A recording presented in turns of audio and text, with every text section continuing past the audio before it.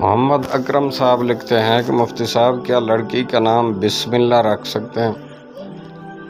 بسم اللہ الرحمن الرحیم۔ الجواب بعون الملک الوہاب، اللہم ہدایت الحق والصواب۔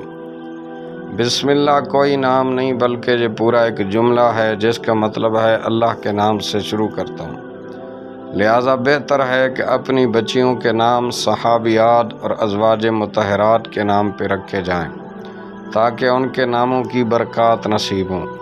ایسا نام نہ رکھا جائے جو قرآن و حدیث اور مسلمانوں میں استعمال نہ ہو۔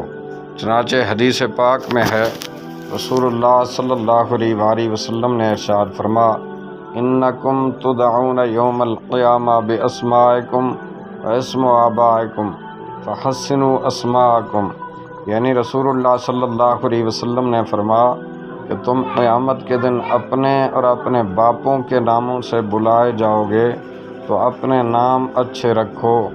سنن ابی داؤد کتاب الادب باب فی تفسیر الاسماء۔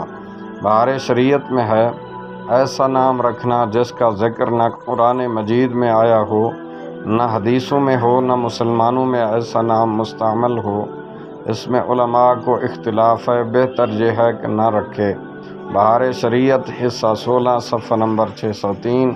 واللہ اعلم عز وجل ورسولہ عالم، صلی اللہ علیہ وآلہ وسلم۔